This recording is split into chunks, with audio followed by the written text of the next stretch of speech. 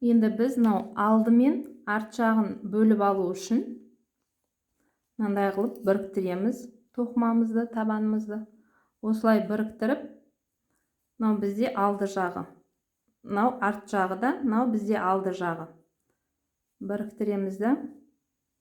Мына жақтан 15, мына жақтан 15. Сонда алдына біз 30 петля қалдыруымыз керек. Санап шығамыз.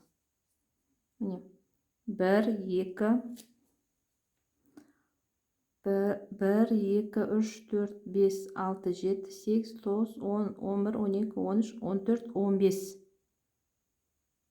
15, 16-шымызға крючокты кіргізіп, басқа түсті жіппен немесе маркер болса, маркермен белгілеп қоямыз.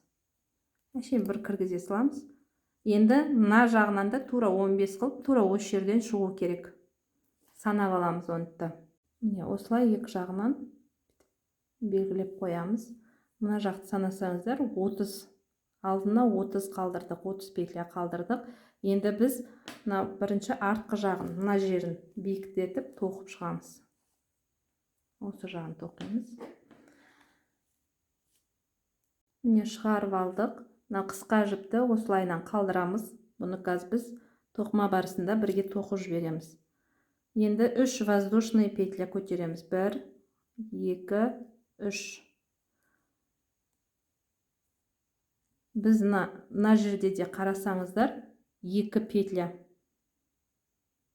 Мындай. Осының біз тек қана біреуінен ғана аламыз, бағанағы табандағыдай қылып. Осынан ғана, қол жағыңыздағыдан ғана аламыз. Столбик с накидом тоқимыз. Мына жерге дейін столбик с накидом тоқып шығамыз. Мынау жағы, арт жағы. Арт жағын мынау белгілеп қойған жерімізге дейін столбик с накидом тоқып шығамыз.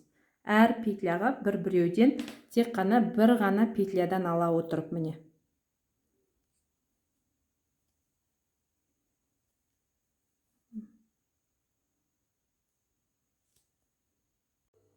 Біз мына жіпке жақындап қалдық. Бірінші қатардың соңғы петляларын тоқып жатырмыз. Столбик с накидом.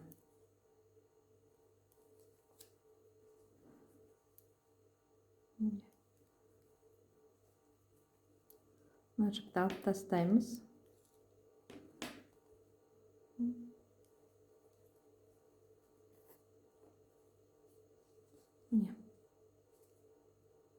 Осылай тексеріп алсаңыздар болады.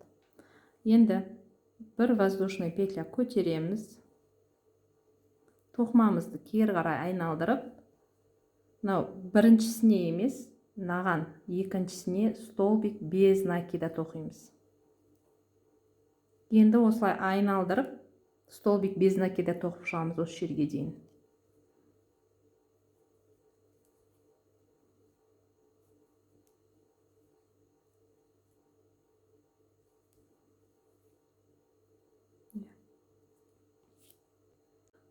Біз екінші қатардың аяқ жағына келіп қалдық. Соңғы петлялары столбик без накида, бұл екінші қатар бізде. Бізде 1, 2, 3 қалды. Тоқимыз. Ортадағыны бір петляны тастап кетіп, мынаған тоқимыз. Столбик без накида. Енді үшінші қатарға өту үшін тағы да бізге 3 воздушный петля көтереміз. Жұмысымызды айналдырып,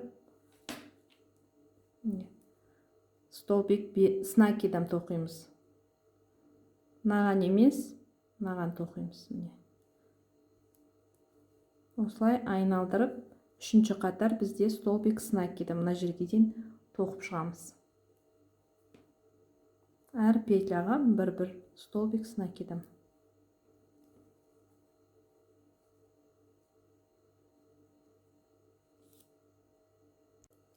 Біз үшінші қатардың соңғы жағына келдік. Бізде міне 1, 2, 3. Біріншісіне тоқимыз.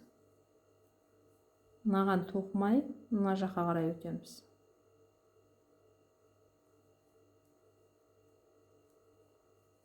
Төртінші қатар бізде столбик без накида. Ол үшін бір воздушный петля көтереміз. Жұмысымызды кері қарай айналдырып, мына біріншіге емес, екіншісіне столбик без накида. Айналдыра столбик без накида тоқып шығамыз. Бұл бізде төртінші қатар. Осылай. Төртінші қатардың соңғы петлялары. Бұл жерде бір петля қалдырып, мынау столбик 3 воздушный петлядағы үшіншісіне тоқимыз. Төртінші қатар тоқылып бітті.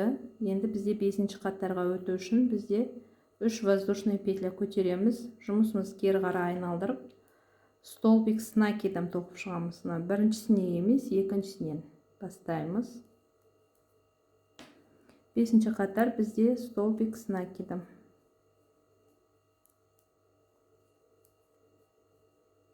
Аяқ жағына дейін осылай тоқып шығамыз. Бесінші қатарды аяқтадық. Алтыншы қатар бір воздушный көтереміз. Жұмысымызды кері қарай айналдырып, біріншісінен емес, екіншісіне. Біріншіге емес, екіншіге. Столбик без накида. Алтыншы қатар бізде столбик без накида. Айналдырып, без накида тоқып шығамыз.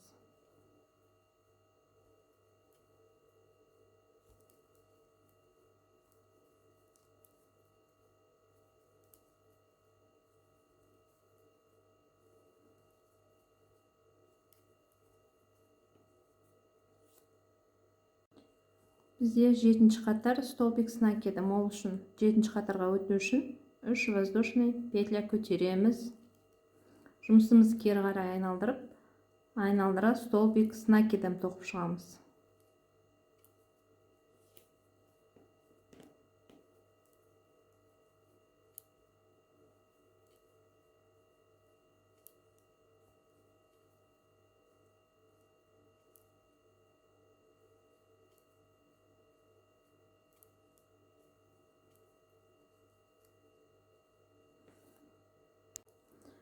Жетінші қатардың соңғы петлялары столбик с накидом.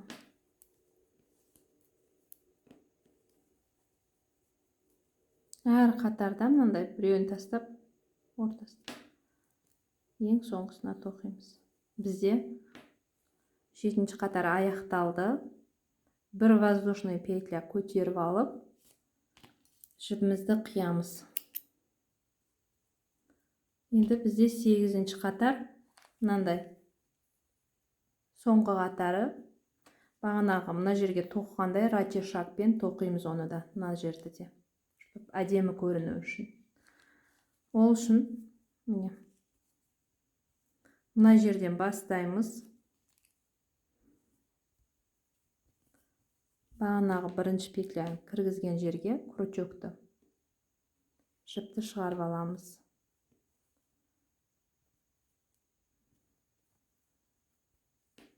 Бір воздушный петля. Қысқа жіп тартсаңыздар, мынау тартылады. Мына қысқа жіпті мына жаққа қарай жібереміз, тоқымамен бірге тоқып кетеміз жасырып. Енді мына жерде бізде столбик с накидом тоқылды бірінші қатар. Осы жерге екеу ратишак, екі ратишак тоқимыз. Столбик с накидома кіргізіп, шығарып, біреу, тағы осы жерге екіншісі. Екінші қатар бізде столбик без накида болды. Бұл жерге бір ғана ратишак тоқимыз осылай. Мына жер осындай ашық болады. Бұл жерге біз бауғадаймыз. Мына жіпті ұмытып кетпей, былай қарай қосып тоқып отырамыз. Келесіде бізде столбик с накидом. Бұл жерге екеу тоқимыз. Міне ратишактың тағы бір тоқылу жолын көрсетемін. Крючок осылайнан кіргізесіздер, мына жақтағы жұмыс жібін шығарып, крючоктағы екі жіптен бірдей жұмыс жіпті тартып шығарамыз.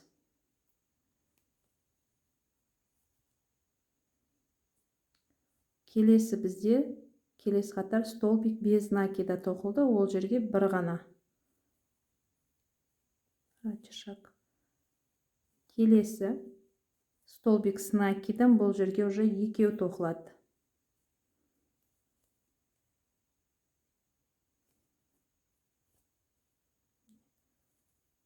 Біріншісі, екіншісі. Келесіде бізде столбик без накида, ол жерге біреу ғана. Мына жерге екеу.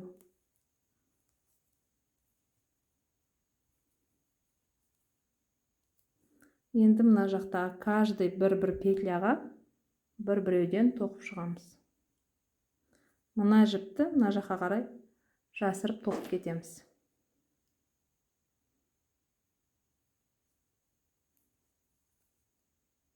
Біреу, келесіне.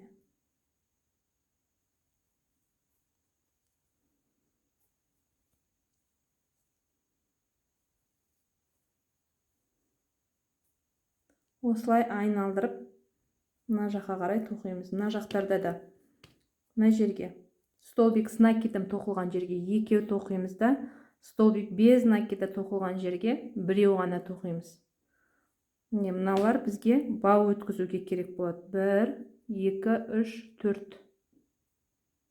Мына жақта да сондай болу керек міне. 1, 2, 3, 4. Мына жерге дейін тоқимыз осылай. Біз соңғы жағын тоқып жатырмыз. Столбик с накидом жерге екіншісін. И мынау бірінші петляны тоқыған жерге крючокты кіргізіп, жұмыс жібімізді тартып шығарамыз да, соңғысын тоқимыз. И бір воздушный петля алып, жіпті қиып тастаймыз.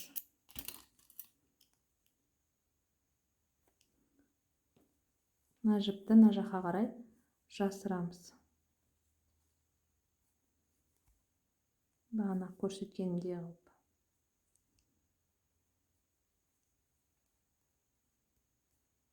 Бір түйін жасап аламыз бірінші. Сосын жіптердің арасынан өткіземіз.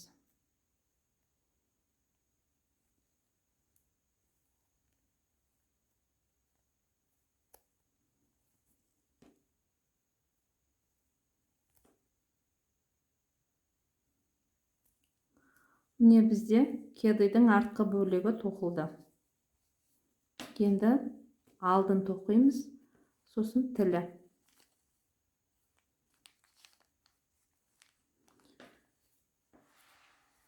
Алдын. Кедайдың артқы бөлігін тоқу үшін біз мына жерден бастадық, мына жағынан. Енді алдыңғы бөлігін тоқу үшін кедайымызды былай қарай айналдырып, мына жағынан тоқып бастаймыз. Бағанағы бірінші петляға, мына тоқылған петляға крючокты кіргізіп, мына жақтан жұмыс жіпті тартып шығарамыз. Мынау қысқа жіпті мына жаққа қарай қалдырып, жұмыс жіптен 3 воздушный петля көтереміз. 1, 2, 3. Столбик с накидом. Бұл жерде де бір ғана петлядан іліп аласыздар. 1, 2. Енді келесінде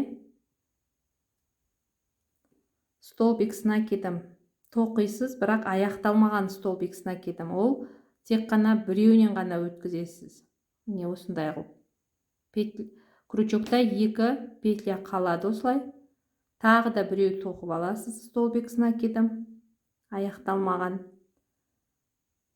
Тағы да екеуінен ғана өткізесіз. Міне крючокта бізде 3 жіп қалды. Енді осы үшеуін бірдей тоқимыз. Келесі ол да осындай аяқталмаған столбик с накидом тоқимыз. Міне крючокта 2 жіп қалдырамыз. Келесі столбик с накидом іліп алып, бұл жерде де аяқтамаймыз. Міне крючокта 3 жіп қалды. Енді осыны тағы да біріктіреміз. Бізде міне біріккен столбиктер шығып жатыр. Біріктіріп жатыр 2 столбикті 1 столбик қылып. осылайынан мына аяғына жеткенге дейін үстіп біріктіріп шығамыз. 2 столбикті 1 столбик қылып. Міне. 1 столбик аяқтамай тоқылады. Аяқтамайсыз, осылай қалдырасыз. Крючокта 2 жіпті. Екінші столбикті. Тағы да екеуінен ғана іліп аласыз да, крючокта 3 қалдырасыз. Сосын 3-ін бірдей біріктіріп жібересіз. Міне бізде 2 столбик накидім, 1 қылып біріктірдік.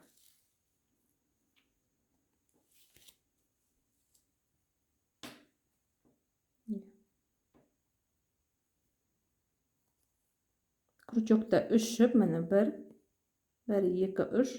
Осының екеуінен ғана өткізесіз, 2 қалады. Тағы да іліп аласыз да, келесін тоқисыз. Тағы да екеуінен ғана өткізіп, крючокта 3 жіп қалады. Осы 3 жіпті бірден біріктіресіз жұмыс жіппен. Міне. Осылай бол біріккен столбиктер шығады. Алдыңғы бөлігінің бірінші қатарын аяқтап қалдық. Міне соңғылары. Аяқталмаған столбик 1, аяқталмаған столбик 2. 3-ін біріктіреміз бірге.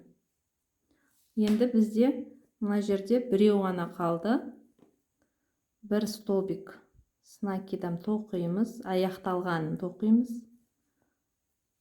Тағы да іліп алып, мына жерде бағана бірінші бастаған жерімізге тағы крючокты кіргізіп, тағы бір аяқталған столбик накидам тоқимыз. Міне бізде бірінші қатар аяқталды. Екінші қатарға өту үшін 3 воздушный петля аламыз. 2, 3. Жұмысымызды кері қарай айналдырамыз. Крючокқа жібімізді іліп алып, тура міне. Мынау бірінші петляға кіргізіп, жібімізді шығарып аламыз.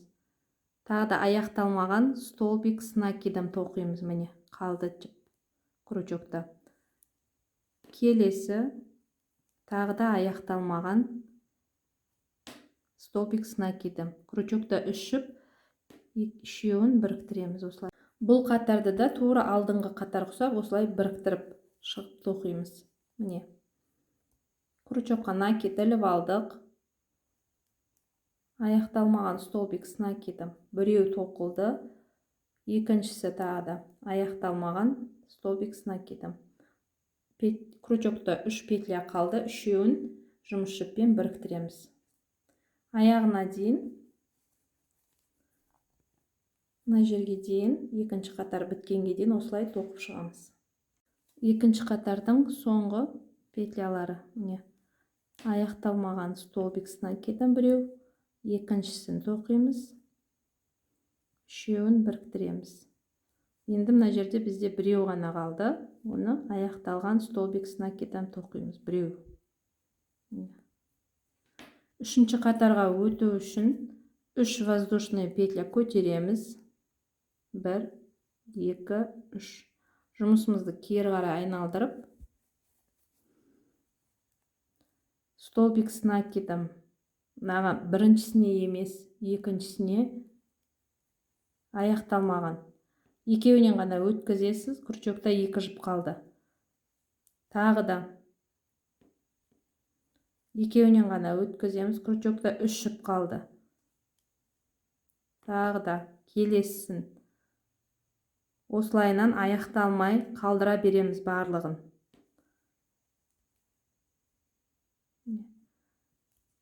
Әр петлядан бір столбик накидам аяқталмаған.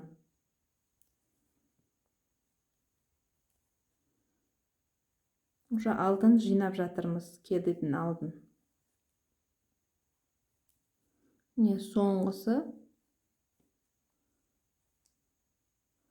Не қараңыздар, бізде крючокта 1, 2, 3, 4, 5, 6, 7, 8, 9 петля. Осы 9-ды жұмыс жіппен бәрімен біріктіреміз. Бірдей 9-нан өткізіп шығамыз. Міне жұмыс жіпімізді крючокқа іліп аламыз да. Міне біреу, екеу, бәрінен осылайынан өткізіп шығамыз. Міне. Енді бір воздушный петля біріктірдік міне алдын. Жұмысты бітіру үшін тағы да бір воздушный петля көтереміз де жіпті тартып кесіп тастаймыз. Жіпті былай шығарып аламыз. Міне бізде кедайдың тұмсығы дайын болды.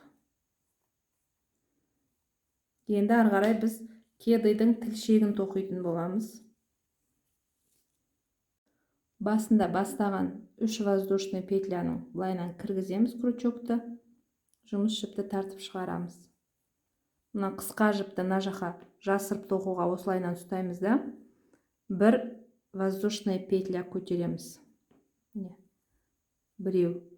Келесі тесікке екінші столбик без накида тоқылады. Үшеу. Осы жерге тағы біреу тоқимыз. Төртеу. Мына жерге бесіншісі. Алты. Жеті. Мынаны да осылайын тығыз жібереміз. Мына бағана бітірген жерімізге бір столбик без накида. 8 болды. 9.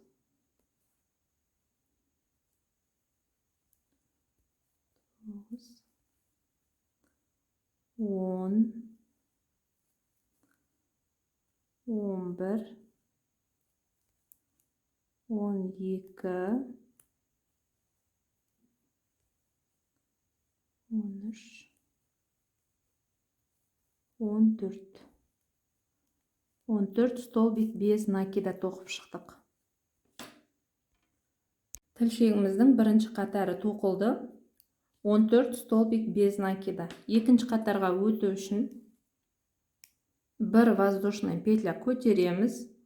Жұмысымызды кері қарай айналдырып, тағы да 14 әрқайсысына бір петлядан 14 столбик без накида тоқып шығамыз. 1, 2, 3, 4. 14 столбик без накида тоқып шықтық. Енді біз ақ жіпке өтеміз. Тілшегін ақ жіптен тоқу үшін мына жерден бір воздушный петля алып, жібімізді қиып тастаймыз.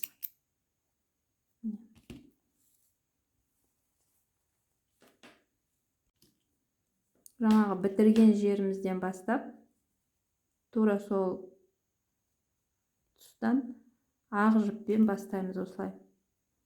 Мынау ақ жіпті де, мына жердегі жасыл жіпті де осылай жасырып тоқып жібереміз. Тоқыман барысында бір воздушный петля аламыз. Келесіге столбик без накида, тағы да столбик без накида тоқып шығамыз. 14. 2, 3, 4, 5, 6, 7, 8, 9, 10,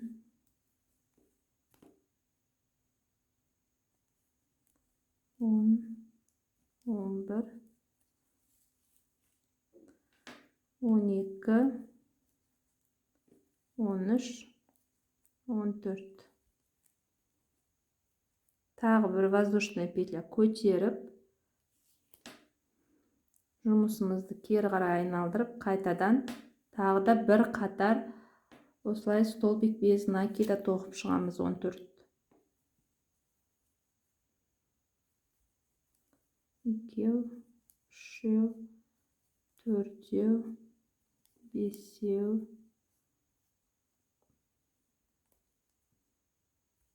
6, 7, 8, 9, 10, 11, 12, 13, 14. Енді тілшегіміздің ақ жіппен тоқығанда үшінші қатары 1-2 воздушный петля көтереміз. Жұмысымызды кері қарай айналдырып, енді столбик с накидом тоқимыз. Бұның да саны 14 болу керек. Мынау бізде 2 воздушный петлямыз 1 столбик с накидом болып саналады. Сонда біз қазір 2 тоқыдық. 3, 4, 5,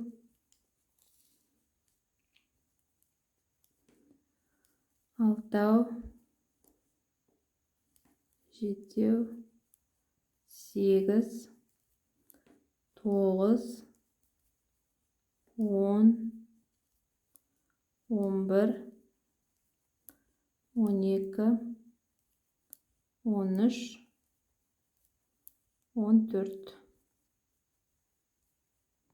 Үшінші қатар тоқылып бітті. Төртінші қатар бізде столбик без накида. Ол үшін 1 воздушный петля көтеріп, жұмысымызды кері қарай айналдырып, мына жаққа дейін 14 столбик без накида тоқып шығамыз. Төртінші қатарды аяқтадық. Бесінші қатар бізде столбик с накидом. Ол үшін 2 воздушный петля көтеріп, жұмысымызды кері қарай айналдырып, мына жағына дейін 14 столбик с накидом тоқып шығуымыз керек. Екіншісі, бесінші қатардың соңғы жағы. Алтыншы қатарға өту үшін 1 воздушный петля, жұмысымызды кері қарай айналдырып, бұл қатар бізде столбик без накида тоқылады. Алтыншы қатар. Саны 14 болу қажет. Жетінші қатар бізде столбик с накидом. Былай қарай 8-ші қатар тоқисыздар. Столбик без накида болады. 8-ші қатарды столбик без накида мен аяқтадым. Енді 9-ші соңғы қатар бізде ешқандай воздушный петля алмастан жұмысымызды айналдырып, бірінші петляға емес, екіншісіне столбик без накида тоқимыз. Екіншісіне полустолбик тоқимыз. Полустолбик үстіп накид аламыз да, крючокта 3 жіп қалады. 3 жіпті бірден өткіземіз. Полустолбик. Ары қарай столбик с накидом тоқимыз. Бұл бізде тілшегінің соңғы қатары 9-ші қатар.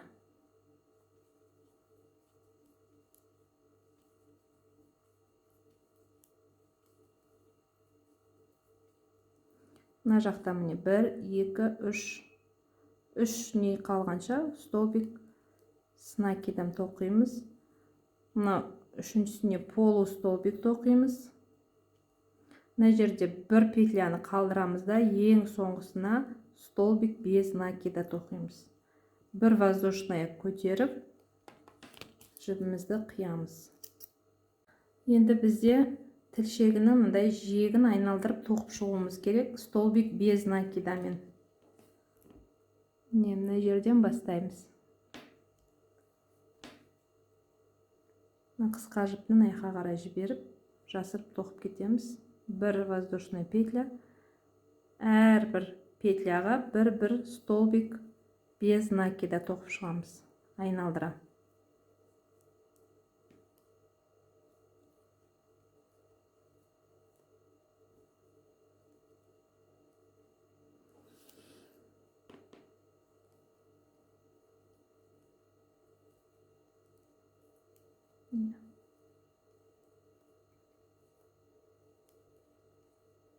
Бағана жіпті міне жасырып тоқып кеттік. Бұрышына келген кезде мына жерге 1 петляға 2 столбик без накида тоқып жібереміз. Сонда мына жер айналған жері әдемі болып түседі.